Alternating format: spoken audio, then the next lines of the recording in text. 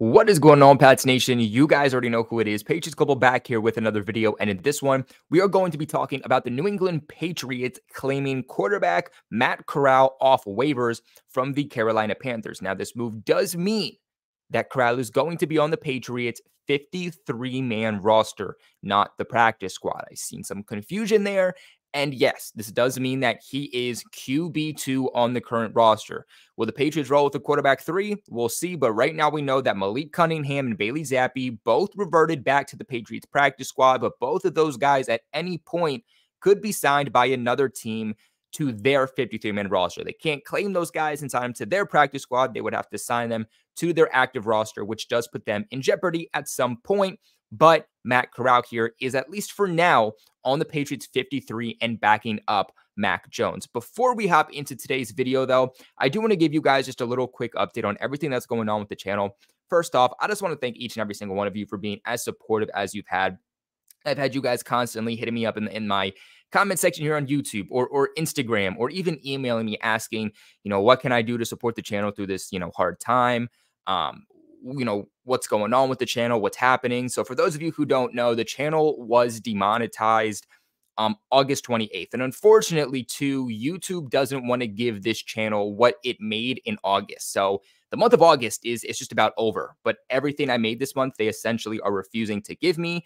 They're basically telling me that my channel is suspended for monetization for 90 days. After that, I can reapply for this channel to be monetized again, essentially meaning that November 28th is the first time that I can reapply for monetization. Unfortunately, this isn't a suspension where after 90 days, it's just back up. I have to reapply and I have to get approved again. And if I don't, then the channel just isn't going to make any other money. So fingers crossed that we are able to get remonetized. But YouTube did unfortunately say that I have 50 days to resubmit monetization and get it approved. 50 days. Keep that in mind. Or else all money I made in August will go straight out the crapper. I don't get any of it. But that doesn't make sense because I can't reapply for 90 days. So if I have 50 days, but you won't let me reapply for 90, how does that make any sense? I'm not sure. So for those who do want to support the channel, I will be kind of reactivating Patreon. It's something we've stopped, but I'm going to reactivate Patreon just so that this channel can hopefully have some type of income. And of course, if anybody in any way, shape, or form, whether it's 99 cents or it's $99, no matter what it is, if anyone's just like, hey, I want to support the channel, there is always a link to a Venmo link in the description below. But let's hop into today's video.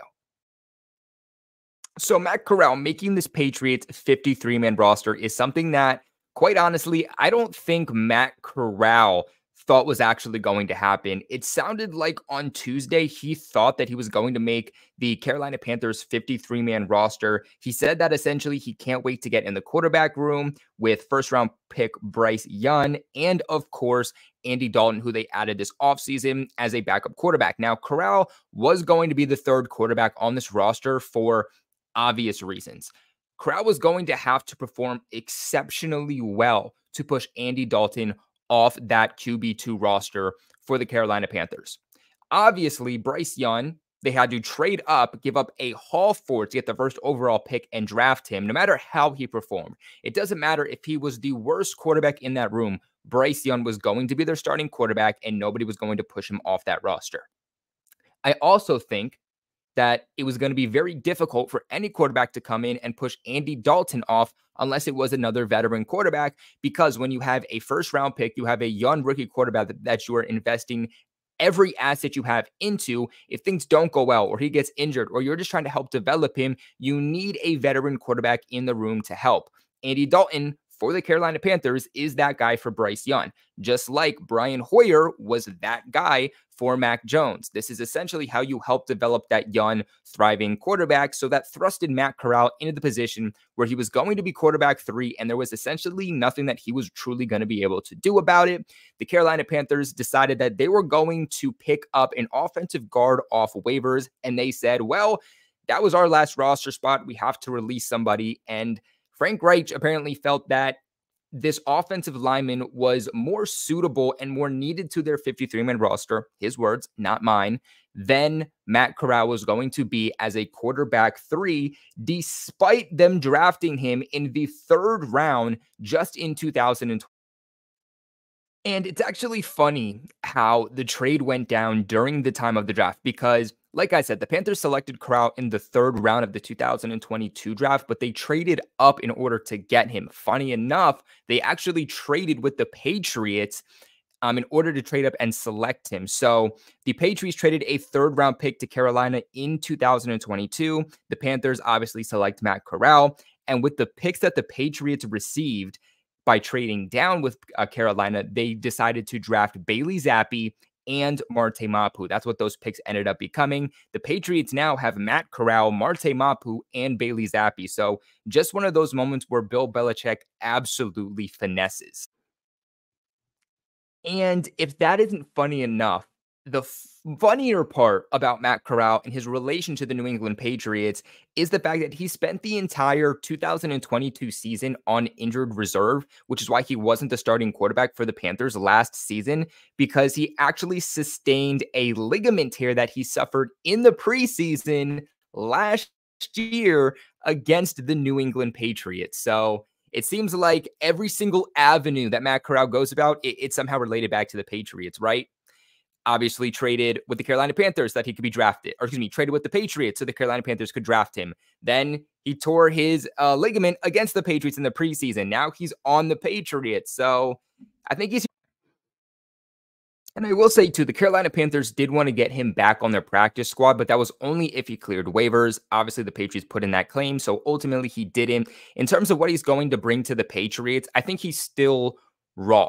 And that's the one part that confuses me is because obviously if they wanted Corral on this team, he had to be on the 53-man roster. They weren't going to get him back on the practice squad. That's just not how it was going to work. I think if he had to choose between the Patriots practice squad and he had to choose between the Panthers practice squad, he definitely would have chosen the Panthers because that's where he's been. At least with Bailey Zappi, he's a work in progress too, but he's at least started games for this team. He at least knows this system and knows the playbook. As where the guy backing up Mac Jones right now is also a work in progress. He's a developmental quarterback, but he's just getting here. He doesn't know the playbook. He doesn't have chemistry with any of these quarterbacks. So you're hoping that Mac Jones doesn't go down, especially early on, because I don't think Corral would be ready enough to take over those reins. What I will say about Matt Corral is that I do think he has very good processing and he does have very good pocket awareness. Now, again, that pocket awareness is still a little bit of a work in progress. I'm not saying it's always perfect, but for a guy that's only played about one and a half preseason games, I thought that he has looked very good. I will say, too, that I think he adds something that the Patriots roster needs, and that's the fact that he is versatile in so many different ways. He's not just a pocket quarterback. He's not just going to sit there, be accurate, and throw the ball. He can do so, but what he's also going to do is that he's going to give the Patriots a guy who can scramble, a guy who can be mobile, and I think that that's someone they can need, a guy that offensively from the quarterback position can operate in really every single phase possible. And I just think that overall, Corral is going to fit this Bill O'Brien Patriots offensive scheme a lot better than Bailey Zappi was able to fit Bill O'Brien's scheme. And that's something that was being said when Bailey Zappi was released, is that unfortunately, he did not fit Bill O'Brien's Patriots scheme at all. He fit a little bit better what the Patriots were trying to do last year when they drafted that entire 2022 draft class because it was a different offensive scheme that Belichick and Matt Patricia were trying to run.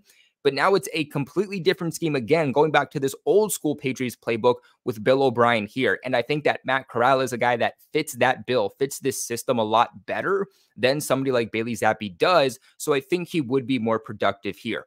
I also think part of that comes back to the fact that in college, Matt Corral worked with a lot of RPOs. He was in an RPO-heavy offense, which is something that the Patriots are translating to heavily here with Bill O'Brien as their offensive coordinator. So it doesn't always go back to talent at positions. It does go back to scheme fit and how he's going to fit your specific offensive scheme. And I think that he does that here very well. And because the Patriots are claiming him off of waivers also, they pick up that rookie contract. So with Bailey Zappi, with Malik Cunningham, those rookie contracts are out the door because they full on released them. Because the Patriots are claiming a player off of waivers here, they take on that contract also, meaning that they have 3 more years with Matt Corral under that rookie contract. In 2023, he's only making about $870,000. 2024, it's 1.7 mil. In 2025, it's 1.4 mil. So it's very, very affordable for the Patriots as a backup quarterback.